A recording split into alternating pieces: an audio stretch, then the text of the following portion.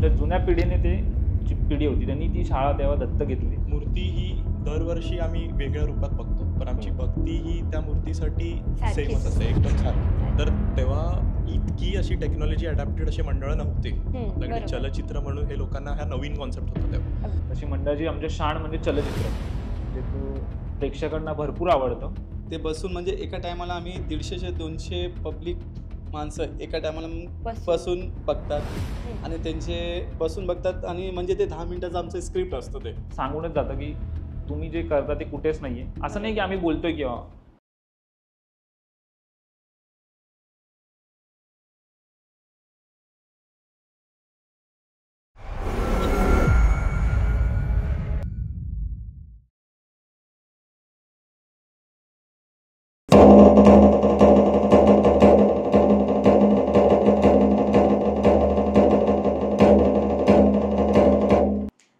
नमस्कार, मी सावली तुमच्या सगळ्यांचं मनापासून स्वागत करते ही शान कोणाची या आपल्या पॉडकास्टमध्ये. प्रस्तुत करता स्वापी झोन प्रोडक्शन आणि सहप्रस्तुत करता baby on board academy, 5 star fitness, Mayur dance academy, beverages partner coffee बीज. हे एक असं व्यासपीठ आहे जिथे आपण भेटतो अशा गणेशोत्सव मंडळांना ज्यांनी आपली शान, आपली परंपरा आणि आपलं समाजकार्य यामध्ये सातत्य राखलं आहे. आजच्या या भागात आपण भेटणार आहोत बालमित्र कला मंडळ म्हणजेच विक्रोळीच्या मोरया यांना. एक असं मंडळ जे 1972 साली स्थापन झालं आणि गेली 6 दशके भक्ती, कलात्मक आणि सामाजिक योगदानाचा असा एकत्रित प्रवास करत आहेत. या मंडळाची खास ओळख म्हणजे त्यांच्याकडे असलेल्या समाज प्रबोधनामुळे मिळालेली पारितोषिके. 2005 साली मुंबईतील पुरामुळे बऱ्याच ट्रॉफीज वाहून गेल्या, तरी मंडळाने हार मानली नाही आणि आजही त्यांच्याकडे अनेक पारितोषिकांचा ठेवा आहे. या मंडळाचा प्रवास 60व्या वर्षाकडे सुरू आहे आणि त्यांच्या या कार्यामुळे हे एक आदर्श गणेशोत्सव मंडळ म्हणून ओळखलं जातं. तर आपण स्वागत करूया आपल्या प्रमुख पाहुण्याचं. मंडळाचे अध्यक्ष सचिन साळुंखे, सचिव प्रज्वल वंजारी आणि मंडळाचे खजिनदार सागर गोडपडे यांचा. तर गप्पांकडे वळण्याआधी मला मंडळाबद्दल आणि विक्रोळीच्या मोरयाबद्दल अजून जाणून घ्यायला आवडेल. मंडळाची सुरुवात 1972 साली झाली. आता मंडळामध्ये आमची 3री पिढी आहे. म्हणजे मंडळाकडे आता काही लोकांची ह्याच्यामध्ये 2री आणि 3री पिढी चालू आहे. आणि मंडळ आपण गेले एक 15 ते 20 वर्षाला आपण एक पर्यावरणपूरक मूर्ती आपण हे करतो. गेली म्हणजे एक इको फ्रेंडली आपण हे करतो. आणि आपण पहिल्या शाडू मातीच्या मूर्त्या आणतो, त्याच्यानंतर आपण आता कागदाच्या मूर्त्या आणतोय. 2017 पासून कागदाच्या मूर्तीची आपण सुरुवात केली, लगद्याच्या मूर्तीवर. करेक्ट. आणि 2017, 18, 19 आपण गेली आता 25 म्हणजे 2025 मध्ये आपण अजूनही कागदाची मूर्ती वापरतोय. आणि याच्या पुढेही आम्ही कागदाच्या मूर्त्याच हे करणार, पीओपी म्हणजे आम्ही हे नाही करत आहे. आणि त्याच्यानंतर म्हणजे आपण असं 2019, 13, 2019 आणि 2024 ह्या सालामध्ये आपल्याला मंडळाला मुंबईचा राजा भेटलाय, लोकसत्ता मुंबईचा राजा. अच्छा, हा आपल्याला पुरस्कार मिळालेला आहे. पण मला तुम्हाला असं विचारायला आवडेल की कागदापासून किंवा लगदापासून इको फ्रेंडली ह्या मूर्तींची संकल्पना तुमच्या डोक्यात कशी आली? आपलं पीओपीची पण मूर्ती सेम दिसते आणि इको फ्रेंडली पण दिसते, तर आम्ही प्रिफर केलं इको फ्रेंडली मूर्ती. मग तिकडं आम्ही इको फ्रेंडली मग हे करायला स्टार्ट करून गेलो. कमी कमी एक 15 वर्ष झाले ते आम्ही इको फ्रेंडली मूर्ती हे करायला लागलो, बसायला लागलो. ओके. तर माझा पुढचा प्रश्न असा आहे की 1972 साली मंडळ सुरू करताना मुख्य उद्देश काय होता?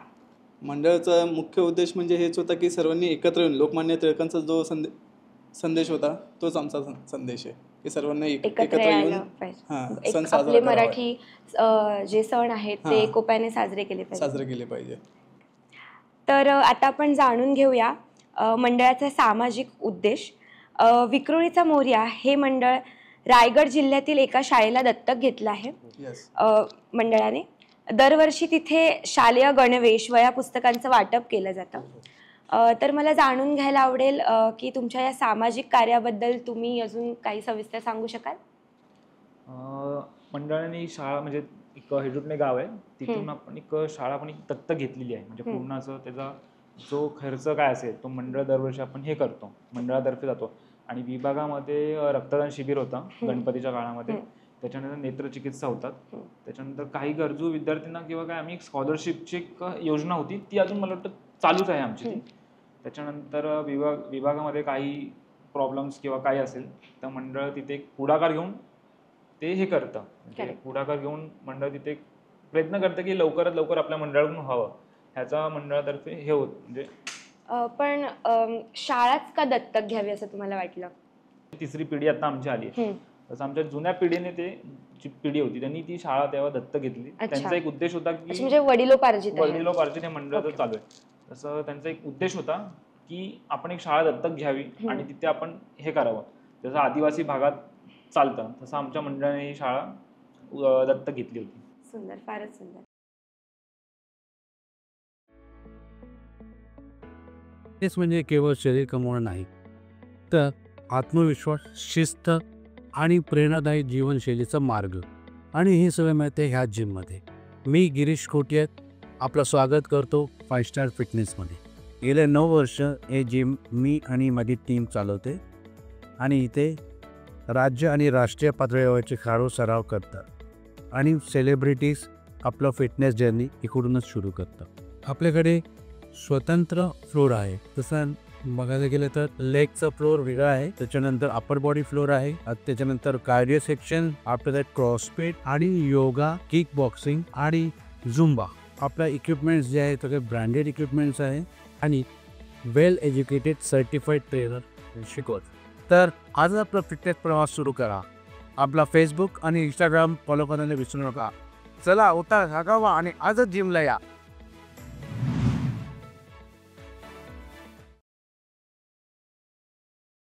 आणि आम्ही असं ऐकलंय की या मंडळाची गणेश मूर्ती कधीही सारखी दिसत नाही आणि म्हणजे सारखी राहत नाही, सॉरी. आणि प्रत्येक वर्षी एक नवीन संकल्पना, एक नवीन वेगळी शैली आणि एक नवीन दृष्टिकोन असा या मूर्तीत दिसतो आणि ही मूर्ती कायमच चर्चेत आहे. तर दरवर्षी मूर्तीसाठी जी नवीन संकल्पना आहे ती तुम्ही कशी निवडता? तर मूर्तीचं सांगायचं झालं तर मूर्ती ही दरवर्षी आम्ही वेगळ्या रूपात बघतो, पण आमची भक्ती ही त्या मूर्तीसाठी सेमच असते, एकदम सारखी. जे पहिल्या वर्षीपासून होतं ते आत्ता पण तशीच. आम्ही ती मूर्ती आमच्यासाठी बाप्पा हा तो तसाच असतो, बट आम्ही तो बाप्पा नवीन नवीन रूपात का आणतो? जसं आपलं जग बदलतंय, सगळं बदलतंय, त्या हिशोबाने आपला बाप्पा त्याच्यासाठी पण विथस्टँड केलं पाहिजे त्यांनी. त्या हिशोबाने आम्ही त्या थीमनुसार बाप्पा आणतो. आमची एक पर्टिक्युलर थीम असते दरवर्षी, तर त्या थीमनुसार तो मॅच झाला पाहिजे. त्या थीमनुसार त्यांनी काय ॲक्शन घेतोय. आम्ही ॲक्च्युली ती मूर्ती बोलकी मूर्ती असते, एक सिंगल स्टॅच्यू मूर्ती नसते. तुम्ही जर आमच्या मूर्तीकडे पाहाल, कुठल्याही मूर्तीकडे पाहाल असं नाही, ते मूर्ती एक प्रॉपर एक ॲक्शनमध्ये असते, काहीतरी उद्देश असतो बाप्पाचा असं आपल्याला वाटतं. आता आम्ही मंडळाचे आहोत, आम्ही 11 दिवस त्या मंडळात काढतो, तर आम्ही जेव्हा जेव्हा बाप्पाकडे बघतो तर आम्हाला वाटतं की काहीतरी सांगायचा उद्देश आहे त्यांचा आपल्याकडे. तर तेच ती संकल्पना हीच आहे की ह्यावर्षी बाप्पा आपल्याला काय सांगायचा प्रयत्न आहे, ही आमची थीम पण असते. आणि आय गेस जेवढी लोक येतात आमच्याकडे त्यांना ही थीम कळून जाते, आणि प्लस बाप्पा त्याच्यात एक वेगळाच त्याच्यामध्ये तेज असतं, आणि ते थीम सकट ते सगळं घेऊन आमचं मंडळ एकदम प्रॉपर त्याच्यामध्ये पुढे जातं. खूपच छान. आणि अजून एक खूप काय म्हणतात, एक विशेष वैशिष्ट्य, आकर्षण आहे की तुम्ही मिनी ऑडिटोरियम शैलीतलं जे मंडप आहे, तर त्याबद्दल तुम्ही काय सांगाल? ते मिनी ऑडिटोरियम म्हणजे हे जो शो असतो आमच्याकडे स्क्रिप्ट असते. हां, म्हणजे आम्ही युजली असं, म्हणजे मी तर जितकं पाहिलंय की चलचित्र असतं, मग त्याच्यानंतर बाप्पा एक पर्टिक्युलर टाइमला ओपन होतो, पण बसून ते ऑडिटोरियम मध्ये फील करणं is like very unique concept आहे. ऑल ओव्हर मुंबईमध्ये जर बघायला गेला ना तुम्ही, तर आमचं जे मंडळ आहे ते बसून, म्हणजे एका टायमाला आम्ही 150-200 पब्लिक माणसं एका टायमाला बसून बघतात आणि त्यांचे बसून बघतात, आणि म्हणजे ते 10 मिनिटाचं आमचं स्क्रिप्ट असतं ते म्हणजे त्यांच्यापर्यंत तो मेसेज पोचावा म्हणून आम्ही ते कॉन्सेप्ट केलंय की बसून बघणं. ही आयडिया कशी आणि कधी सुचली? ही आयडिया आम्हाला सपोज म्हणजे हे येतात ना बघणारे, तर नॉर्थवाले भरपूर असतात ह्या टायमाला. हां, म्हणजे 40% नॉर्थवाले येतात, तर त्यांच्या हातात लहान पोरं, तर त्यांना बघून आम्हाला थोडं म्हणजे वाटलं की आता काहीतरी आपण वेगळं करावं. हां, उभं राहून बघतात, मग लाईनीत उभं राहतात, तर आपण काहीतरी वेगळं करावं. तर त्यासाठी आम्ही ते ऑडिटोरियम हे केलं. म्हणजे एका टायमाला 150 माणसं बसतात आणि ते एका 10 मिनिटं एकदम सुखरूप शांततेने बघतात. पण आता ही जी तुमची शैली आहे ती आता किती वर्षांपासून चालू आहे आणि तुम्ही किती वर्षांपर्यंत ती कंटिन्यू करणार? नाही, ही शैली म्हणजे आमचे जे वरिष्ठ आहे त्यांच्यापासून चालू आहे, तर आम्ही पण ते पुढे कंटिन्यू करणार आहे. कमाल. त्याच्यानंतर आता विषय आलाच आहे, तर चित्रमय देखावे आणि शो 1995 पासून ते 2025 पर्यंत, तर तुमचा जो अनुभव आहे तो एक थोडक्यात सांगू शकाल? आता 1995 पासून जर बोलतो आपण, तर तेव्हा इतकी अशी टेक्नॉलॉजी अडॅप्टेड अशी मंडळं नव्हती आपल्याकडे. बरोबर. चलचित्र म्हणून हे लोकांना हा नवीन कॉन्सेप्ट होता तेव्हा, अगदीच. आणि आपण चलचित्र करायचो. हा म्हणजे मला वाटत नाही तेव्हा कोण असं कोणी इतकं नसेल नसेल करत. करत. आणि मध्यंतरी आम्ही थोड्या वर्षानंतर एक 2000 मला वाटतं 5 का 6 मध्ये आपण लाईव्ह दाखवलेलं स्टेजवरती. म्हणजे चलचित्रांऐवजी आपण लाईव्ह सगळी आपले जे बाल कलाकार आहेत ते लाईव्ह तिथे ऍक्ट करत होते. ते एक युनिक खूप होतं तेव्हा चलचित्रांच्या. जर आपण सेक्शनमध्ये जातो तर तेव्हा 11चे 11 दिवस म्हणजे ऑलमोस्ट एव्हरी डे आमचे इन ऑन ॲव्हरेज 55-60 शो होतात. बापरे, म्हणजे जास्तच सगळे live. जास्त. हा, ते आणि ते त्या वर्षी आम्ही 60 ही वेळा ती पोरं तिथेच तशीच Same ऍक्ट मुलं करायची. represent. सेम कमाल. ते तेव्हा आम्ही केलेलं तसं तो कॉन्सेप्ट. आणि आता ते कंटिन्यू ते तसं तरी एवढं पॉसिबल नाही, बट आम्ही चलचित्रामध्ये आता ॲडव्हान्समध्ये जातोय. लाईक ऑलमोस्ट आता आपण ट्राय करतो की ते जो फिल्म आहे जी आम्ही दाखवतो ती ॲक्च्युली आम्हाला 0 पासून बनवावी लागते. बरोबर. तर ती आम्ही आता ट्राय करतो ती पूर्ण मोशन पिक्चर बनेल, एक फिल्म सारखी बनेल, एक बरोबर. फ्लो असेल त्याला. तर ती जी इमेजेस पासून मग लाईव्ह पासून मग परत चलचित्रामध्ये हा एक कॉन्सेप्ट आता अडॅप्ट केलेला आहे. आणि मेन समजा आता बाप्पाची भक्ती पूर्ण भारतमध्ये, तर भारतात. कोणाला मराठी कळतं नाही नाही कळत कळत. असं आपले सेक्युलर पब्लिक आहे सगळीकडे. तर ज्यांना नाही कळत त्यांना माझा असा असतं म्हणजे मंडळाचं असं असतं की फक्त चलचित्र बघून त्यांना कळेल की आम्ही काय सांगायचा प्रयत्न करतोय. ह्याचं जरा जास्त आमचा ट्राय सध्या चालू आहे. त्यानंतर अजून एक महत्त्वाची आणि हायलाइटिंग गोष्ट अशी आहे की या मंडळात हरिहरन, मुकेश खन्ना यांसारखे कलाकारही हजेरी लावतात. प्रत्येक वर्षी येणाऱ्या प्रसिद्ध पाहुण्यांमुळे हे मंडळ कायमच चर्चेत असतं. तर माझा प्रश्न असा आहे की सेलिब्रिटींची उपस्थिती मंडळासाठी काय महत्त्व ठरवते? सेलिब्रिटीज आता आहेतच आपल्याकडे. आता हा तर ट्रेंडच चालू आहे. जिथे सेलिब्रिटीज तिथे लोक हे आकर्षित होतात. बट मंडळांसाठी सेलिब्रिटीज ही सगळ्यांसाठीच एक नवीन गोष्ट असते. एक असं सोर्स ऑफ मोटिवेशन तुम्ही बोलू शकता की आपल्याकडे मंडळात कोणतरी असं मोठी हस्ती येणार. कारण आपण जे उभं केलंय, जे म्हणजे आपल्या कार्यकर्त्यांनी ऑलमोस्ट 20 दिवस आपण काम करतो, त्या 10 दिवसांसाठी जास्तच 3-4 महिने आम्ही काम करतो. त्या 11 दिवसाची जी आम्हाला अप्लॉज भेटते त्यांच्याकडून, that is a big thing for everyone. म्हणजे ती एक वेगळीच शाबासकी अशी आम्हाला वाटते. आणि अर्थातच तुम्हालाही मोटिवेशन मिळत असेल अजून पुढे ऊर्जेने काम करायचं. अजून नवीन काय करायचे. तर माझा पुढचा प्रश्न असा आहे की भक्तांचं आणि विक्रोळीच्या मोरयाचं नातं कसं आहे? ज्यावेळेस येतात भक्त आणि त्यांचं असं नातं आहे की त्यांना वाटतं की बाबा काहीतरी आपलं मंडळाने असं दर एका शोमध्ये कोणी सांगूनच जातं की तुम्ही जे करता ते कुठेच नाहीये. असं नाही की आम्ही बोलतोय किंवा ते आम्हाला भक्त सांगतात की असं म्हणजे तुम्ही करताय मस्त एकदम त्याच्यामध्ये. आणि त्याच्यामध्ये आम्हाला मंडळाला एक शाबासकी मिळते. शेवटी प्रेक्षकच आहे. हो, प्रेक्षक आहे. जो प्रेक्षक वर्ग खुश असेल तर मंडळाचा कार्यकर्ता पूर्णपणे खुश असतो. बरोबर. आणि प्रेक्षकच आम्हाला जे आहेत ते आम्हाला एक प्रोत्साहन करून एक भक्त रूपी म्हणजे भेटतात ना, तसं एक प्रेक्षक आम्हाला येतात. ते भरपूर प्रेक्षक येतात त्यामध्ये. असं जसं आता आपण डिस्कस केलं की दरवर्षी विक्रोळीचा मोरया हा एका नवीन संकल्पनेतून भक्तांच्या भेटीला येतो. तर या वर्षीची संकल्पना एक थोडक्यात तुम्ही सांगू शकाल? यावर्षी ॲक्च्युली आता सध्या तर सगळे चॅटिंगवर खूप जास्त आपण फोकस्ड आहेत सगळेच. चॅटिंग जो आपण फोनमध्ये चॅटिंग करतो, आणि आधीच्या काळापासून आपलं डायरेक्ट बोलणं कमी झालेलं आहे आणि ते चॅटिंगवर जास्त शिफ्ट झालेलं आहे. तर त्याच्यामुळे कम्युनिकेशनवर जो इफेक्ट पडलेला आहे, आता मी तुम्हाला आत्ता बोलतो आपल्याला इंटेन्शन कळतोय की आपण काय बोलतो, ते आपण चॅटवर बोलतो ते इंटेन्शन कळत नाहीये. आपला माणसाचा संवाद बदललेला आहे. माणूस टू माणूस हा संवाद बदललेला आहे. एका पोराचा त्याच्या वडिलांशी बोलायचा संवाद बदललेला आहे, आईशी बोलायचा संवाद बदललेला आहे. तो आधी जे वडील बोलायचे ते पोरांना लगेच कळायचं. आत्ता वडिलांचा जो संवाद आहे ते पोरं घेऊ नाही शकत की वेगळ्या इंटेन्शननी घेत आहेत. काय इंटेन्शन आहे त्या इंटेन्शनवर आम्ही फोकस करायचा ह्यावर्षी प्रयत्न आहे. आता बघू. कमाल विषय आहे. मला तर भरपूर आवडलाय. मी आशा करते सगळ्यांनाच आवडेल. आता आपण आपल्या पुढच्या सेगमेंटकडे वळूया. तर ही शान कोणाची, मंडळाची शान, ओळख आणि इतिहास. विक्रोळीचा मोरया. विक्रोळीचा मोरया हे फक्त नाव नाही तर ही एक ओळख आहे. ट्रॉफिसची परंपरा, सामाजिक कार्याची शिस्त आणि कला संस्कृतीची नाळ जपणारं मंडळ, ज्यांनी रायगडपासून विक्रोळीपर्यंत आणि मंडपापासून समाजापर्यंत आपलं नाव उजळवलं आहे. प्रत्येक मूर्ती वेगळी, प्रत्येक देखावा आशयपूर्ण आणि प्रत्येक उपक्रम समाजासाठी. तर जसं की आपली मेन थीम आहे आज, ही शान कोणाची, तर त्यावर एक महत्त्वाचा क्वेश्चन असा आहे की तुमच्या मते तुमचं मंडळ कोणत्या गोष्टीसाठी ओळखलं जातं आणि तुमच्या मंडळाची खरी शान कोणती, याबद्दल तुम्ही काय सांगाल? मंडळाची खरी शान म्हणजे जो आमचा म्हणजे एक वरिष्ठ होते आमचे, जे तुम्हाला आम्ही सांगितलं की जो आमचा देखावा चाललाय, पिढ्यानपिढ्या जो देखावा चालला, तिसरी पिढी, तसा आमचा हा देखावा आणि म्हणजे चलचित्र ही आमची शान आहे. जसं सांगतात की म्हणजे वेगवेगळं काही लोकांचे वेगवेगळे कसं म्हणजे शान असेल, तशी मंडळाची आमच्या शान म्हणजे चलचित्र, जे तो प्रेक्षकांना भरपूर आवडतं.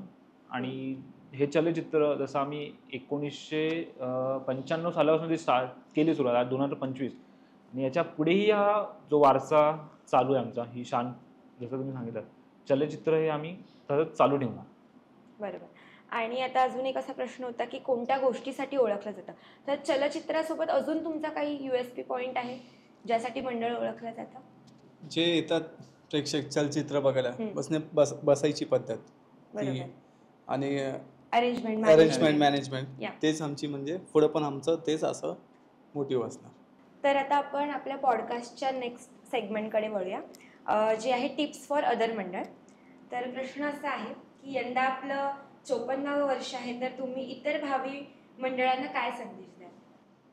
तर सांगायचं झालं ते आम्ही असं अप्लाय करतोय, इतके वर्ष झाले आम्ही जे करतोय तेच आहे की जास्तीत जास्त पर्यावरणपूरक आपण सगळे देखावे करावे आणि मूर्त्याही आपण इको फ्रेंडली घ्याव्या आणि सगळ्यांनी एकजुटीने होऊन एकच सण असा मोठा असा सण करावा. एवढंच आहे बस. बाकी तर बाप्पा हा सगळ्यांचाच आहे आणि सगळीकडे छानच असतं सगळं. बरोबर. जसं आपण डिस्कस केलं की तुम्ही दरवर्षी चलचित्र ही संकल्पना राबवताय, तर एवढा सगळा खर्च, एवढं भांडवल, ह्याचा खर्च तुम्ही कसा मॅनेज करता? तर खर्च हा असा एकदमच असा ह्यूज खर्च नाहीये, कारण आम्ही हे सगळे जे आपण जे दाखवतो स्टेजवरती जे असतं, जे चित्र तुम्हाला दिसतात, जे बाकीचे ऑब्जेक्ट्स जे असतात, ते सगळे लोकलकडूनच मदत घेतलेली असते किंवा काही वेळी पोरच मदत करतात. आता आपल्याच मंडळामध्ये एका आपल्या कार्यकर्त्याचं गॅरेज आहे, तर त्याच्या गॅरेज मधल्या काही वस्तू लागल्या तर आम्ही तिथून घेऊ शकतो. एकाचं कोणाचं रिटेलचं दुकान आहे तर त्याच्यातलं काही लागलं तर आम्ही तिथे घेऊन शकतो, पण आपण त्या वस्तू परत देतो. आणि आम्ही मोस्टली ट्राय करतो की आम्ही त्याच्यामध्ये कुठल्याही प्रकारचं प्लास्टिक, काही जे आपल्याला एन्व्हायरमेंटल जे डॅमेज देऊ शकतो ते आम्ही वापरत नाही. पूर्ण आम्ही देखावा प्लस मूर्ती प्लस जे बाकीचे सगळं आहे ते पण आम्ही पर्यावरणपूरकच करतो, इको फ्रेंडली करायचं.